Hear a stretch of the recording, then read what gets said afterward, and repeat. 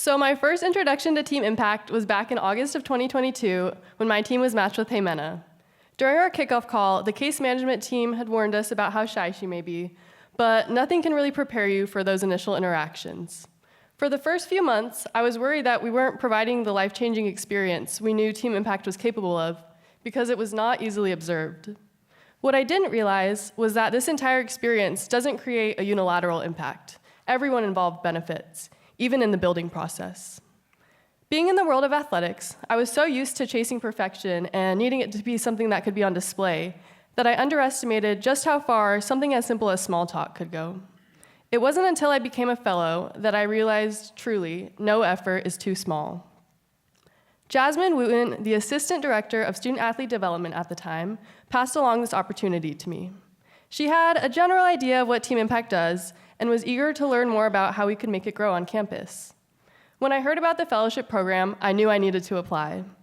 Finally coming to terms with my role in the team as a spirit leader and understanding that the time I had left to utilize my student athlete platform was winding down, I wanted to find a way to unite my involvement in the community with my involvement in athletics.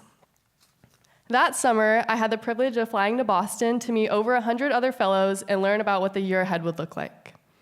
To say that it was an inspiration to be amongst other student athletes who shared their passions of creating a more unified community and using their platforms for invaluable benefits beyond themselves would somehow be an understatement of my time at the summit. Even in a short period, I was able to find community with people who were in similar places of their athletic careers and were having similar doubts as to how to make the rest of their time as student athletes worthwhile. Beyond this, we were able to view our situations from a perspective that we had easily taken for granted. We were able to look at our communities and appreciate all of the working pieces it took to get us to where we are now. And in doing so, I developed a greater sense of my identity and the power that came with my platform as a student athlete.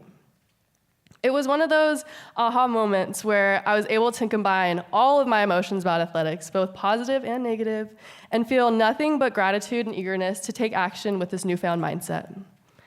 When presented with opportunities to speak about Team Impact, it's always a yes. I am extremely eager for more people to learn about this organization and want to get involved. I was able to speak at one of our Student Athlete Advisory Committee meetings, and let me preface by saying I had not spoken in a group setting at all in my 4 years at U of A.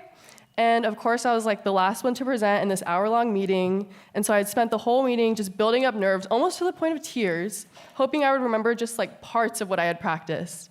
But when the time to speak finally came, I was like overflowing with joy, and I could not stop talking about my time in Boston, how much fun I had, and how much I love Team Impact, and how highly I think of it all. We were the first team to be matched, but after that, more teams wanted to join in on the family. A couple months later, I was presented with another opportunity to speak with healthcare professionals about my experience. This was after I had experienced some, what I thought were at the time failures as a fellow, so I was a little unsure if I would be the right person for this. In athletics, after a loss, I'm usually not the most eager to go to that team meeting, but this really highlighted that sports are such a small part of the bigger picture. Immediately when I got on the Zoom call to talk about this opportunity, the Team Impact staff was so appreciative and supportive of my efforts, successful or not.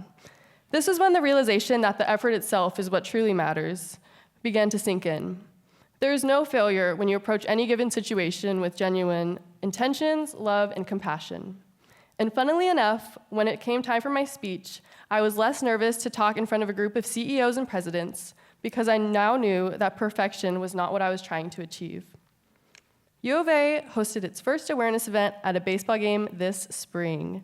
Celebrating all of the matches and families together with our different teams was a goal of ours at the beginning of the year. A lot of the athletes I spoke to, who weren't part of SAC, didn't really realize the extent of Team Impact beyond their given teams. But my role in setting this up could not have been easier with all of the support and buy-in from administrators, the ticketing office, marketing, media, etc. on campus. And I think some of us may be able to attest to how much the Wildcat community feels like a family, and that extends so much farther beyond what is ever credited. So having been at the U of A for 4 years, I knew the support I would receive from them, but seeing the Team Impact staff show up for us was something unbelievable that I could not have even dreamed of. Being the first event of its kind for our school, it was a big question mark regarding what an awareness game would look like. Imagine every single kid and every match team on the field throwing out a first pitch. Team Impact even thought to include a child who was about to be matched to show them what they were going to be part of. Seeing it all come together, from choosing a date to figuring out what to do to seeing all the matches throw a first pitch, was one of the most special examples of community and perseverance. When looking back at my time as an active fellow, I can't help but compare it to the quote, "You don't have to be great to start, but you have to start to be great." From merely thinking Team Impact was, cool, to working with them, to confidently knowing that it's even better than I thought it could be, I cannot express enough gratitude for everyone involved. I have seen it benefit the matches, the families, the athletes, myself included, and even the administrators. Jasmine, who I spoke about earlier, was actually awarded the Team Impact Administrator of the Year this past year and is now the Director of Student Athlete Development at LSU. So hand in hand with Team Impact, I have been able to grow as a leader and evolve with the growth of Team Impact on campus. Doing so has filled me with immense pride and has set me up for the future. We have grown from our 1 match to now 6, with 5 more ready to be matched, which I know will be possible through your generosity tonight. The connections that are made, perspective gained, and the community found in doing so genuinely changes lives. I know it changed mine. Thank you.